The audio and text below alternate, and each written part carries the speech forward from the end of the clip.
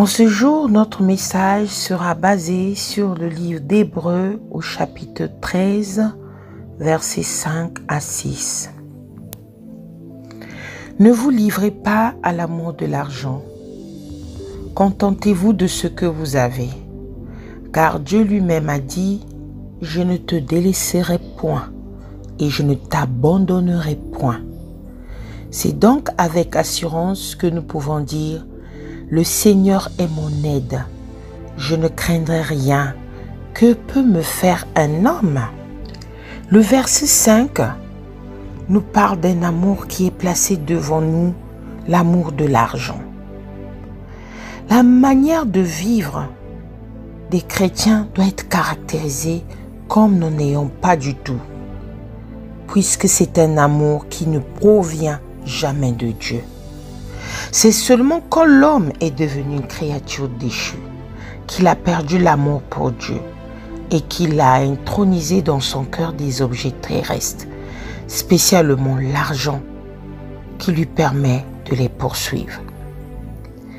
La parole nous dit ici d'être content de ce que nous avons présentement. Ces mots nous sondent profondément. Le monde est rempli de convoitises plus que jamais.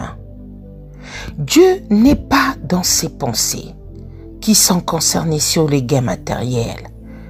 De là jaillissent tous les conflits, les envies, les jalousies, les rancunes, les querelles sont partout.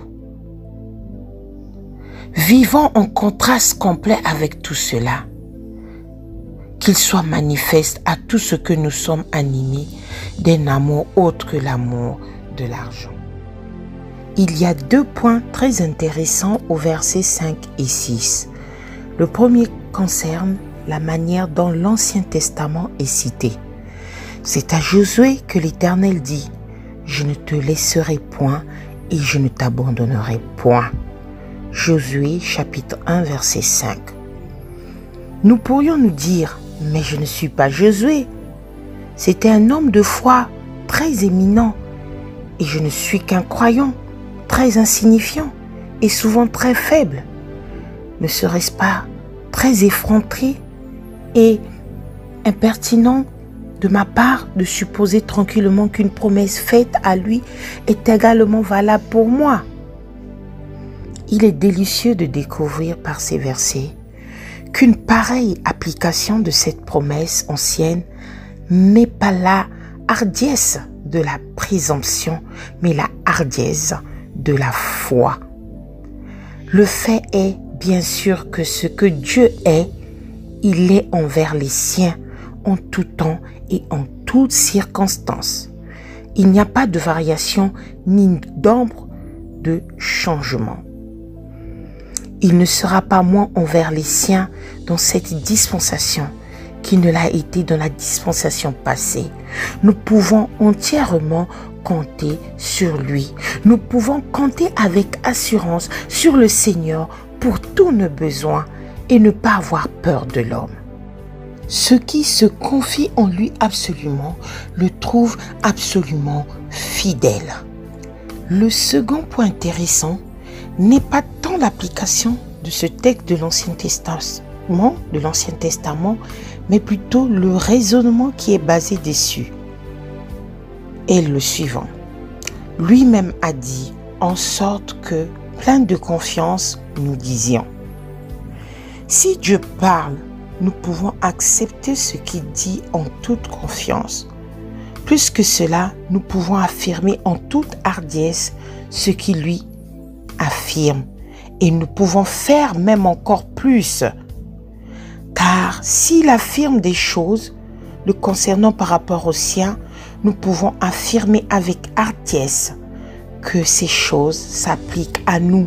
Puisque nous sommes à lui, nous pouvons vraiment nous l'approprier en toute confiance, comme s'appliquant à chacun individuellement. Même quand nous lisons ici, le Seigneur est mon aide et je ne craindrai point. Dieu nous rappelle encore, Dieu nous parle encore, Dieu te parle, mon frère, ma soeur. Il nous dit, je ne te délaisserai pas. Dieu ne nous délaissera pas. Dieu ne te délaisse pas malgré ton péché, malgré ton égoïsme, malgré ta résistance, malgré ta révolte. Quelle promesse et comment ne pas l'écouter? Dieu ne nous abandonne pas. Ce n'est pas toujours les vraies difficultés qui nous feront croire que Dieu nous abandonne. C'est tout simplement la terre à terre de la vie quotidienne. Il n'y a point de roc escarpé à gravir. Il n'est pas question d'héroïsme. Il n'y a point de vision merveilleuse. Il y a le train de la vie de tous les jours. Suis-je capable d'entendre encore la voix de Dieu? Nous sommes capables d'entendre la voix de Dieu. Et Dieu nous rappelle en ce jour qu'il ne nous laissera pas. Dieu va faire pour nous quelque chose d'extraordinaire et qu'il nous prépare pour cela. Mais si nous avançons dans la vie chrétienne, nous découvrons que Dieu peut être glorifié en nous à tout instant. Alors, si nous sommes fidèles à ce que Dieu nous dit, une énergie prodigieuse nous viendra et nous pourrons chanter de joie au milieu des plus triviales occupations. Soyez bénis mes frères et sœurs.